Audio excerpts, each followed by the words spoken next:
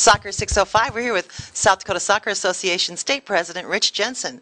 Rich, it's great to get back together. It's been a while since we've had an update. You know, it has been. It's been a long time since we've had a chance to talk, and, you know, it's not like we're missing any soccer things because we're always around the fields all the time and trying to get to as many towns, as talk to as many people as we can. But every once in a while, we got to bump into each other, and it's been harder to do. But we'll make a point that we keep doing it. Yeah, well, now that it's springtime, I'm not so reluctant to get outside. Yes.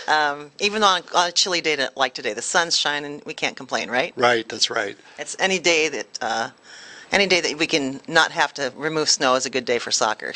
Or soccer talk. It is. And speaking of soccer talk, you know, we got a really important tournament coming up here pretty soon.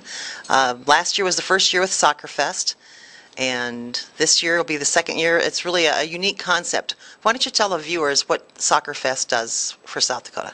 Well, it's first of all, a little over a year ago, we started talking about how can we make everything better. We had a state cup, and the state cup's never been a really huge thing, but it's been a fun thing to be at. Yeah. And we've had a recreational tournament for a long time. And the concept came up, what if we put the two together on one weekend? It's an incredible idea. Last year was the first year we did it. We did it up in Brookings, and it was so much fun to not only have 8-year-olds and 7-year-olds playing, but also to have the under-19s playing at the same time.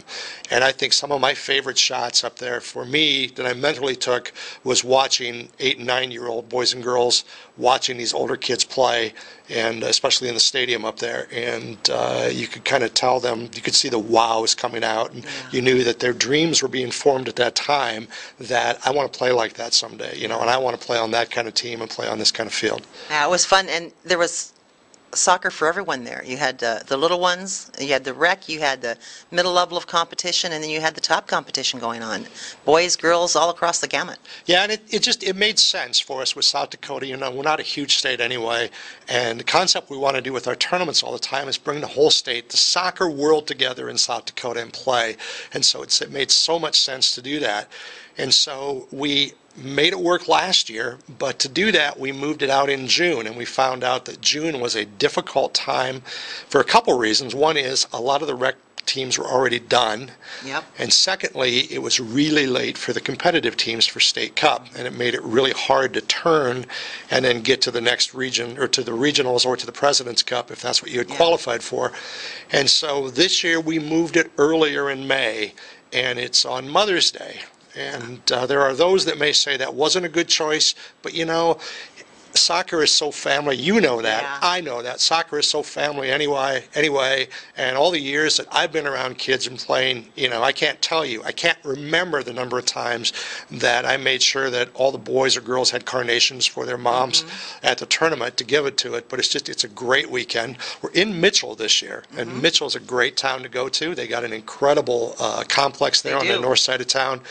And I think folks that, especially, I'm going back to these young rec players because they're my favorite and always have been, is if they really want to have a great opportunity and see something they've never seen before and play somewhere that they probably aren't going to get to play again, Mitchell's the place to be, and I would come this year and I'd play. Yeah. Well, and, you know, the State Cup used to be Mother's Day weekend all the time.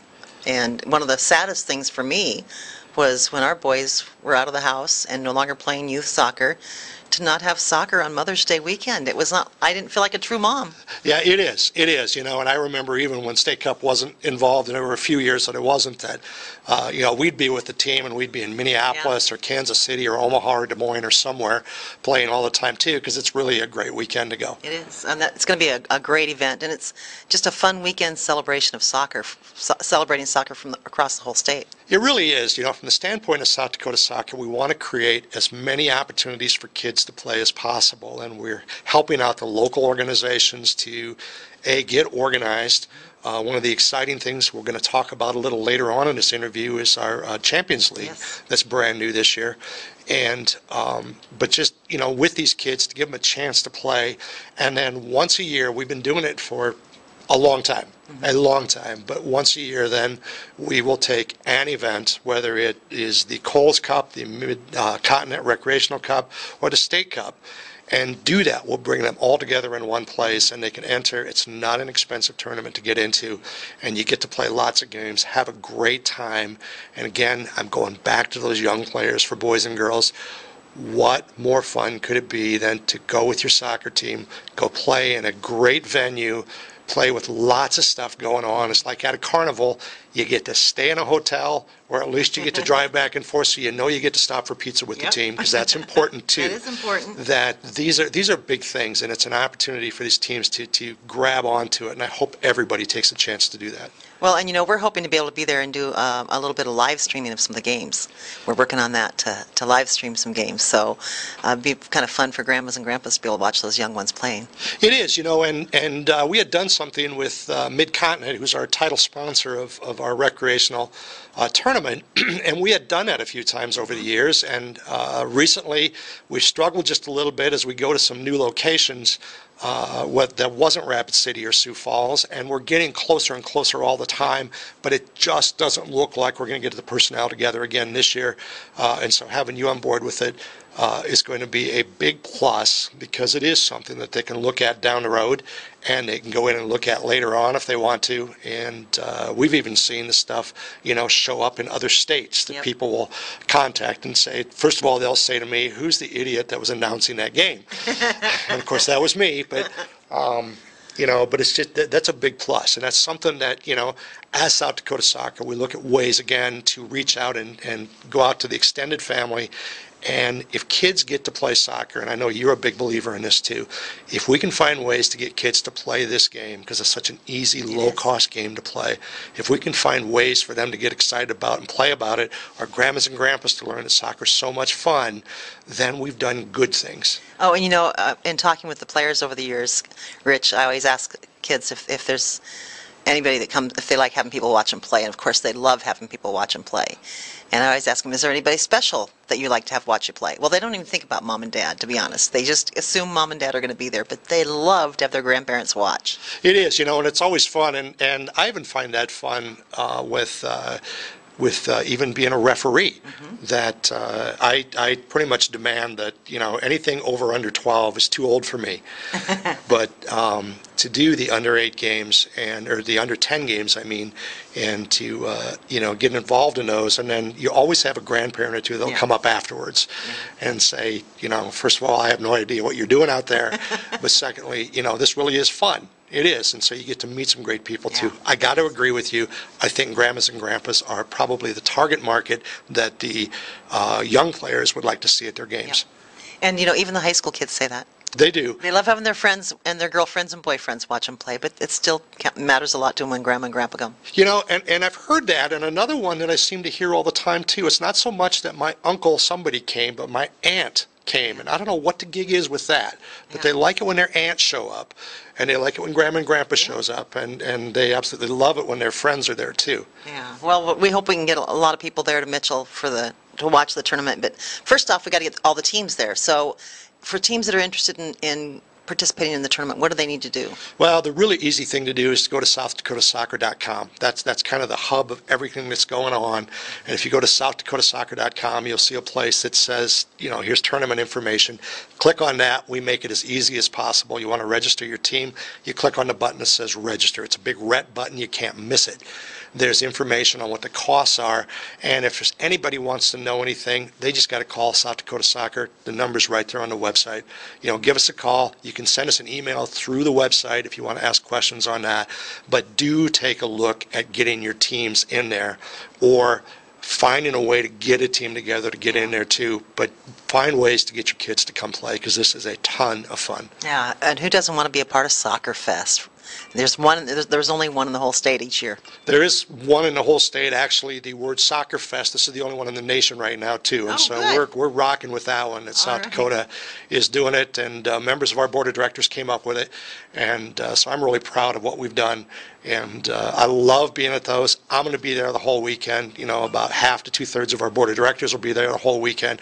You guys will be out there, and we just walk around, and I just got to hear stories and tell stories and take lots of pictures of, I'm looking at on the sidelines, not so much on the field, but I'm checking the sidelines out. But it's a good time. It was really a highlight for us last year for the whole season. So moving on, though, we also talked a little bit about Champions League. We'll be sure and put the information up about how to register for SoccerFest on our website, so people can find that, because you don't want to miss it. But Champions League has been kicking off. And I've been hearing some phenomenal reports. Haven't had a chance to catch any games, but tell me a little bit about Champions League and where the games are and how that's working. Well, the Champions League is it's a collaboration, and that's the fun part about this whole thing. And one of the smart things you can do when you're in a leadership role is you find somebody that is competent, and you give them a task, and we did that with Dale Weiler from Sioux Falls, and then you get out of his way and let him run. And this thing has just exploded, and we are playing all over the place. There's been games in Sioux Falls. I know we got some in Brookings. We were in Pierre not too long ago. There's a lot of teams from the west side of the state, a lot of teams from the east side of the state. We're from the south. We got a bunch of them coming out of Aberdeen. Great. And so we have found a way to kind of bring the state together that way a little bit.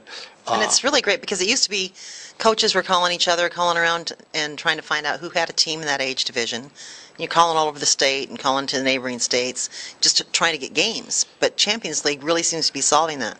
It is solving that, and Champions League gives us something unique that you don't find very often, and that is, again, going back to the competency of the people, we got the right people doing this, is when you sometimes put a league together, and everybody that's been involved in leagues, no matter what the sport is, they know that you put a league together and you got 12-year-old boys or you got 10-year-old girls, and you're going to have games that are going to be 14-0 and 18-1, and those are fun, but they're really not. And with Champions League, this is designed so that we can match teams up. Sometimes we'll cross the age gap to make it a better game for somebody. Sometimes we'll cross the gender line to make it work. But these are always good games, and they're always fun games to play, and it's a great experience for the kids. And so this is an added benefit that we got with South Dakota soccer that even some other states don't do this. In fact, most of them don't. They just let leagues run the way they can. But because we're looking more at what's good for the player, what's good for the teams, and what's going to make soccer the best for everybody, that this is a great way to go, and I just am in love with what we've done. Well, and you're right, Dale Weiler was the perfect guy to do that, and he's doing a fantastic job. And you know, appropriate levels of competition are really what it's about, what makes it fun for the kids. And so to have that flexibility built in there, I'm sure the first season, this season, they're going to get a few wrong that'll have to be removed or moved to a different area, but it sounds like it's really working well so far. Yeah, it is. It is. It's the reports that I'm getting are confusion more than anything else. Of we didn't quite get the information out correctly, or maybe the thing was that people didn't receive the information correctly the way they thought it'd be, or it didn't get passed on the way we wanted it to be. But those are so few and far in between. And what you just talked about, those good games are so key to the whole thing, because if kids want to play, they're playing a game. It's a competitive game. Even if it's 4-year-old and 5-year-old kids, it's still a competitive soccer game. It's just after the game, I'm done. I don't need to know about wins and losses and everything else. But when you've got blowouts, nobody gains. The winning team didn't have a good time. The losing team certainly didn't have a good time. And we've not gained anything from it, and people have gone away from it. But the way this is designed and the way it's working, we're preventing that. And we're creating those opportunities for kids to shine in their own way, to learn the game the way it's supposed to be learned. This is exciting. And I'll tell you, there will be people across the nation looking at what we're doing here in South Dakota. It's great to have that going, working on a variety of levels of competition. Now, we talked, a little bit earlier about recreational. What's happening? We have the state tournament for the SoccerFest for rec players, and I understand that rec players are welcome into the Champions League, but probably aren't participating maybe at the levels?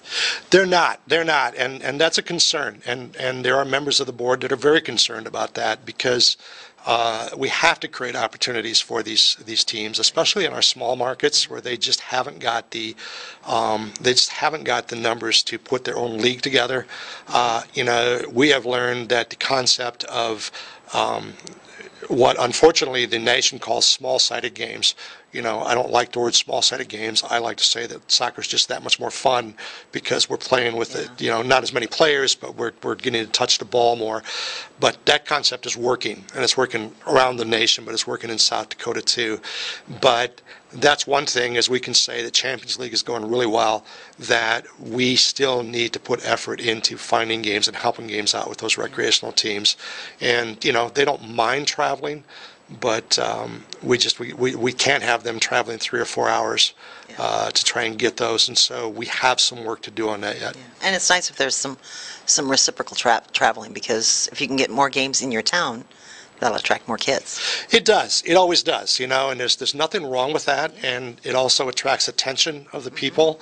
And I can tell you that the number of times I go into a town, I stop in Chamberlain, as an example, every time I go out to Rapid City, and I stop at the gas station there at Oklahoma, right off the exit, and I always go in, and they always have a little jar there that says something about soccer, that they're raising money, and I always tell them, I'm a soccer guy, and I'm stopping here because of this stuff. So here's your $1 or here's your $20, and away I go again. That's something that these communities see too, and it speaks to them as well. Whether it's Watertown or Huron or Millbank, is that when they know that their kids are doing something that's constructive, and especially when there's folks from the other town that are coming in for a little while and they stop and get some gas or ice cream or something on the way out of town, that's telling them that this soccer is a good thing. We need to back our soccer program in our town.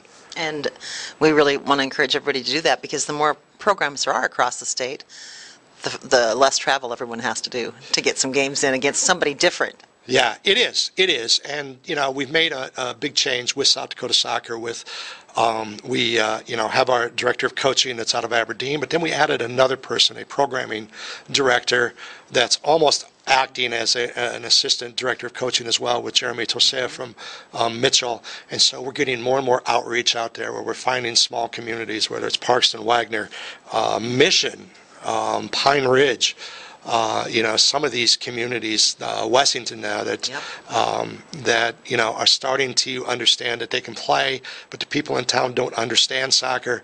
And we're telling them with South Dakota Soccer, you don't have to. We got all the tools, and we'll come and we'll work with you and we'll help you. There's some great pictures that we need to share with you. With the men's team from DWU went down to the reservation, down to Mission, to Rosebud, and went down there and spent some time and took some pictures, and they're incredible, the number of kids that played, and you can see lots of smiles and everything going on. So that's soccer. That's how we play it. And it's an inexpensive sport. All you need is a little patch of grass. It doesn't even have to be grass. No, it doesn't. That's the one thing we get spoiled with too, is there are places all over the world that they would kill for the grass that's in our center circle. And then you look at what the men's national team played on in Texas here not too long ago, right? Yeah, that's true. That's true. And that's nice too. Yeah, we play on a lot better than they had in El Paso, though. Yeah, I think. yeah, true. Very true. So, and also I noticed that, like you talked about the clinic going out to Rosebud, there's also been a lot more coaching clinics. I'm seeing a lot more referee clinics going on across the state. So there's plenty of opportunities for people to get further education and to get their kids up and playing, right? It is. And the efforts that we keep going on the education part is to make it easier and easier for people to get to the level that they want to have. You don't have to go take a 6-hour, 8-hour course to be a mom or dad coach. We've got something that's going to occupy 2 hours, and more than anything else, we're going to show you that when you go to practice with your young players, that here's a few things that you can do to make it fun for them, and when you go to the game, here's what to expect, so that everybody can have a good time. And as a coach, you don't have to worry so much about whether you're doing things right or not. So we can give you those tools, and then if you decide you want more, we've got that. And if you ever want to get into, or you want to go after a higher certificate or a higher license because you really like this coaching and you want to follow your children through it into more competitive soccer, we've got that available for you too. That's great to have the whole thing. Well, now Women's World Cup is coming up in June. What are some of the South Dakota Soccer Association, your member associations, doing to take advantage of that? Because it's a great opportunity. There will be a lot of visibility on the women's side, at least. I know that there are several people from all over the state, from different corners of the state, that have fed me information that they've either got tickets or they're going to try and get there and see what they can find when they get there. And so that's a big thing too. But one of the fun things you can do, and it's not hard to organize, is put together a watch party and invite all the soccer kids from your community. Pizza and pop and a big TV, and you're set. Yep. And they get to watch. And the women's team, I mean, we like to watch the men play, but the women's team, they're really good. You know, they are really, World class. really good. They are world class. Yes, they are. Yes, they are. You know, the fun part about cheering for the U.S. team in the Women's World Cup is there's a good shot we're going to be in that Final Four or in that final game. There's a good shot that we're going to be there. And, you know, so that's just one more thing that we can do. The fact that it's close makes it even better. The fact that it's close and it's Central Time makes it even better yet, that we don't have to get up at 4 o'clock in the morning to watch these games. I don't ever recall that happening. It doesn't happen often. It doesn't happen often, but it, you know, it goes back a ways. A lot of people that are playing now weren't around then. You know, we did host it back in 92, 94. Yeah, one of those, yeah. I think it was 94. And also, the American Outlaws Sioux Falls has a bus that they're taking people up to the tournament, or up to U.S. Sweden game, I think. Yeah, it is, and it's you know, with Gateway here in town, you know, they do their watch parties all the time. And those are adult watch parties. Those are adult watch parties. We, I happened to spend some time because I had some friends who had younger kids. That when the men's team were playing, we went to Buffalo Wild Wings. And this is like it's a plug, and it's not. It just was a great place to go because they've got a million TVs in the place. And so we got to go there, and you got to sit with young ones too and watch the entire game. And if there's anything we did, we irritated the patrons that don't understand soccer because we were there for 3 hours. We ate our meal, and then we drank water for the rest of the time. And we took up table space. But you know what? This is once every 4 years, deal with it. So I was going to ask where you wanted Buffalo Wild Wings to send the check to you at, but if you just sat there and drank water for 4 hours, then maybe they aren't so interested. Yeah, I don't know that they made a lot of margin on me that day with, you know, or the group that I was with that, you know, you try and help them out a little bit. And, of course, we take very good care of our servers when we're there. But, you know, we've gone to other places. There are pizza places here in town that, you know, put things on and have watch parties too. And there's lots of different places to go. I've been at people's houses that we've done it. I'm telling you, when those games are on, the bigger the crowd, the more fun it is. And I know you would agree with that too. It's so fun to watch those games. Well, what else is happening in South Dakota soccer across here? I know we've probably got a few other things that are going on. We've talked about SoccerFest. We've talked about coaching clinics. We've talked about the Champions League, World Cup, which you don't have a lot of control over, but what else are we missing here? Well, one thing with South Dakota soccer that we changed just a little bit, you know, we just got done talking about a lot of things in a short period of time. And if people are saying, how can I find out about this? There's a couple ways to go. And one is to go to SouthDakotaSoccer.com because out there we've got everything that's going on is out there, calendars and everything else.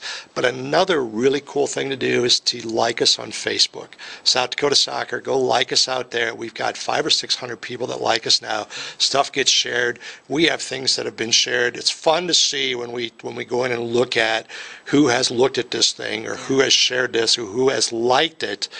And when we first got started, it was easy because you could see 30 or 40. Now we have to go through 1,100. But there's nothing more fun than to see. We've had it a couple times where we look down the thing and we see this guy named Jurgen Klinsmann liked one of our stories. Cool. And so, you know, we're getting that feed on the thing too. We are all over Region 2, but it's a great way to do it. We send stuff out at least once a week, more likely 2 to 3 times a week. And it's just something that's going on. You want to know if there's a tournament in your town, there it is. If you want to know if there's classes available, there it is. If you want to know about SoccerFest, there it is. If you want to know a story about somebody in soccer, there it is. And so that's another great way for people to catch up with us. Yeah, they can like South Dakota Soccer Association and Soccer 605 on Facebook. And you know, and I actually have. Those are the things that you kind of take for granted all the time because the nice part is then I get that feed on my Facebook page. So I can say, okay, what's going on in soccer? And I can look at your stuff. I look at our stuff, and I say, okay, that's good. We're good. Yeah, that's good. And then also, South Dakota Soccer Association is on Twitter. We are on Twitter. Jamie Tosei is doing that as well. And SD State Soccer or something? It is, yeah. And it's I should know that, and I don't. Yeah, well, it's already in. I don't need to know it anymore because it's already in my system. Those are the things, yeah, like with me, too, that, you know, you just take for granted. Yeah. But a lot of the stuff that he does on Twitter also gets shared with Facebook, too. But it's a great way to keep up. And one more question for you then on social media. When is South Dakota Soccer going to get on Instagram? In time. Okay. All right, because that's where we're discovering more and more that that's where the kids are. It is, and it's the one thing we always want to look at is where do we need to communicate, and if we want to communicate with kids, and your stuff works really well with kids because of the interviews you do with them, and I love what you guys do. We are looking at how do we communicate with mom and dad, and mom and dad start about 30 years old and go up, and that 30 to about 45 range, that's perfect for us on Facebook, but we always have to be looking for something new. But these are steps that we're taking and just started taking about a year ago, and so we're going as quickly as we can to keep moving, and just when we think we've got something figured out, something new pops up, and we find out that was old hat. We don't do it that way anymore. Yeah, there's a lot of those that'll show up that you don't know whether you should be on or not, but the main thing is you guys need to be on the pitch, right? Yes, that is. We got to get out there, and everybody's got to play. And if you're having a bad day and nothing's going right, then go out and watch a bunch of kids play soccer. I can tell you, but I've been around it for a long time too. There is a number of times that I've gone to Tomar Park in Sioux Falls or Yankton Trails, and I will actually go somewhere and I'll sit at a park bench or I'll lay down on one of the hills, and I don't watch the games, I listen. And the listening part is the most fun part because you hear the laughter and you hear the cheering, and I can't see the faces or anything, but I can imagine what they look like. Sounds of joy. But it's the sounds of joy, it's the sounds that we want to hear, and I know other sports have the very same thing because I can hear baseball going and I can hear a bat crack and I can hear kids playing on swing sets and everything else, but because soccer is what we love and soccer is what we understand and want to push all the time, that's the place I want to go, and so that's my way to get away, but it's also another way to connect with the game. Yeah. Well, it's great visiting with you and getting caught up. We're really looking forward to SoccerFest, and hoping that we hear about a lot more watch parties across the state for the Women's World Cup. And we'll get together again soon and talk. Any last messages? No, I don't think so. It's but as you say that and you put a microphone with me, that's a dangerous thing. I know it is. I can take it away, but why? Well, there's just, like I said, we're always looking for ways to go with South Dakota soccer. A lot of people that have been involved in the competitive side are aware of the regional play, and South Dakota soccer sends quite a few teams to regionals. But we are, excuse me, we are now taking a more solid look at how does President's Cup fit into some of the teams that we've got, and maybe in some cases is President's Cup a better fit for some of them. The competition is very, very good. It is not the National Championship Series, but the competition is incredible. We've sent teams to it. They have, the teams have done well. Some of them have struggled a little bit, but it's been a good experience, and so we're looking at there's another place that we can send teams on a regional level that they can go to. And as we do this, we're in conversations with other states about doing a collaborative thing with both on the west end with Montana, Wyoming, and western North Dakota, and out here on the east end with Kansas, Nebraska, and Iowa, of what would happen if we did a mini sub-regional recreational event that people could go to if they wanted to. And so those are in the works. So we're constantly looking for ways to improve the game for everybody and find other ways that we can go play. Well, that's a good point, because in South Dakota we are in Region 2, as is North Dakota, but you go to Wyoming and Montana, they're in Region 4, and in many respects we're all closer to each other than we are to the rest of our regions. And it wasn't that many years ago, and you've been involved not only as a former state president, but as a former deputy director for Region 2. It wasn't that many years ago that the state lines were a boundary that should not be crossed without the proper paperwork. You almost had to have your passport, that type of thing. Go before a judge and get special permission. And you really did get permission to do that. And then to think that we were going to cross to another region was just unheard of. But through USU Soccer, we've been able to melt a lot of those things down. And we finally got a bunch of people together in Dallas 2 or 3 times, and we all looked at each other and said, why? Why do we keep coming up with rules that say kids can't play? And so we started looking at, well, why don't we cross lines? We've got a couple of large markets, several markets out in western South Dakota that Wyoming has some small markets, and they struggle to find games. Well, this is an easy one to fix. Northeastern Nebraska has, places where they're struggling to find games. Northwest Iowa struggles to find games, and we've got small markets even in southeast and eastern South Dakota that could use some games. Well, this is an easy fix. We just decide, forget the state lines, let's just play, and everybody get together, and when everything is said and done, if we've got any trouble, then the 3 states can work it out. And we've had very few problems, and when we have had issues, it is about a 4-minute phone call and we're done. Yeah. Well, the game for all kids, let them play, right? That's right, let them play. All right. Well, thanks again for joining us on Soccer 605, Rich. Last message from both of us, let them play. Yeah, go let them play, and everybody have a great time. Thank you, Carol. Thank you, Soccer 605, for the work that you do. And I'm going to see everybody out there on the grass, on the pitch, playing the game. All right. Thanks.